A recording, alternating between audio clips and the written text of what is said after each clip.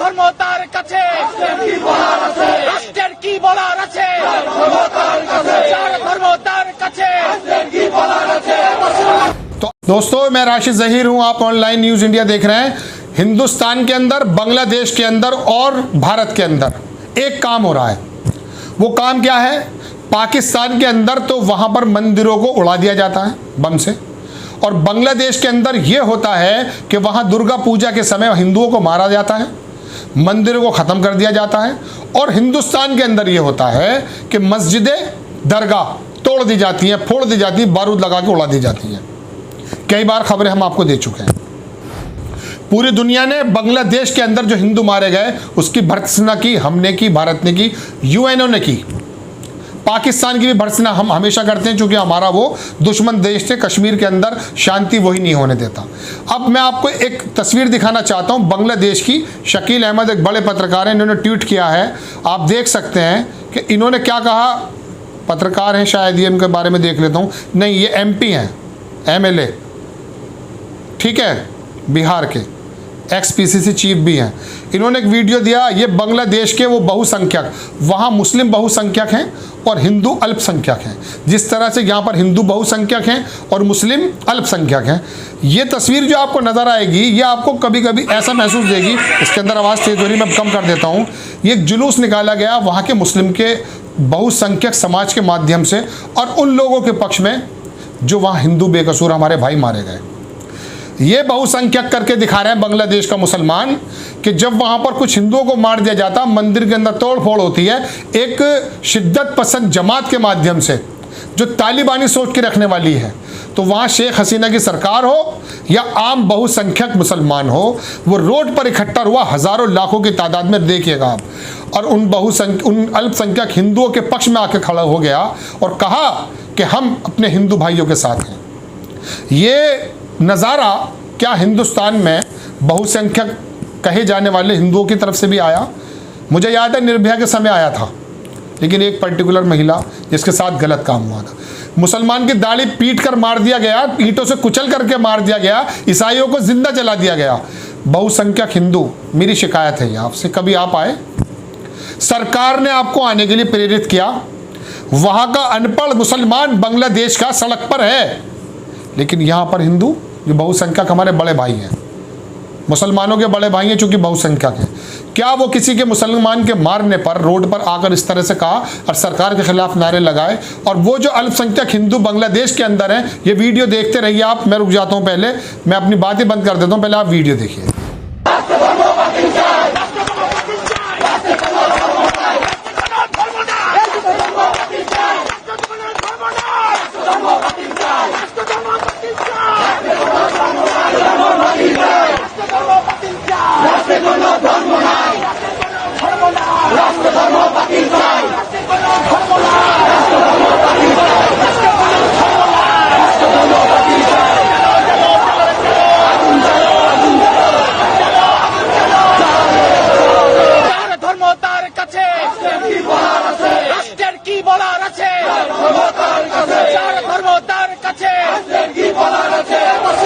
तो आपने देखा कि किस तरह से वहां का मुसलमान सड़क पर उतर कर आया, हजारों लाखों की तादाद में, और उन हिंदू भाइयों के पक्ष में उसने नारे लगाए और सरकार को चेताया कि आप गलत कर रहे हैं, आपको उन लोगों पर। और हुआ यह है कि शेख हसीना की सरकार ने उन लोगों को पकड़ लिया सीसीटीवी के माध्यम से।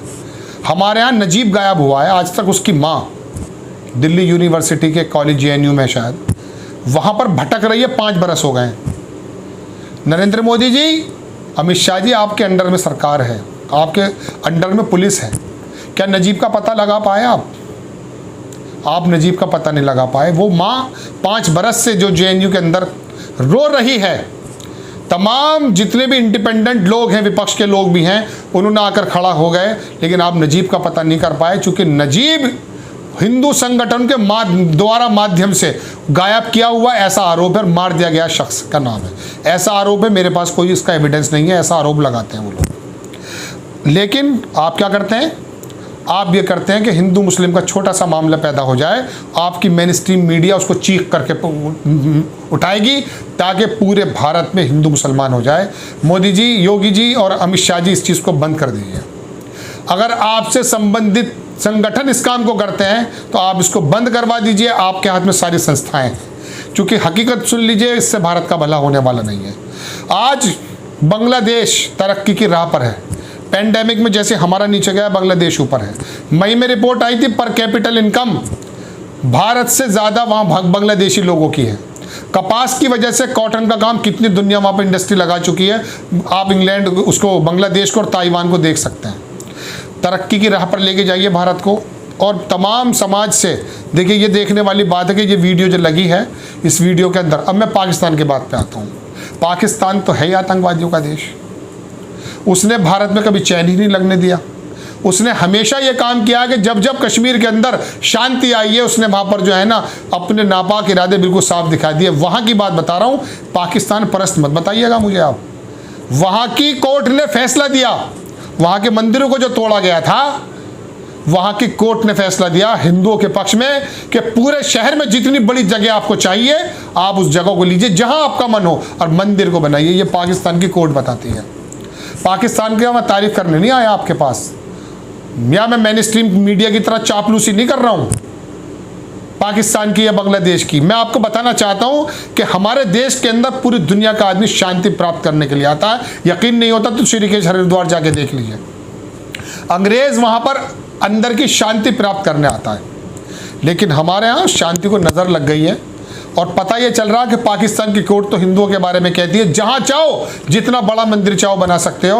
और शेख हसीना की सरकार बांग्लादेश के अंदर उनको पकड़ के सामने लाती है। वो भी मुसलमान थे जो वहाँ पर कुरान की वो करने गए थे, वो मुसलमान। मैं आपको बता दूँ कि दुर्गा का जो प्रोग्राम था उसके अंदर पैरों के पास कुरान पाक रखा गया था।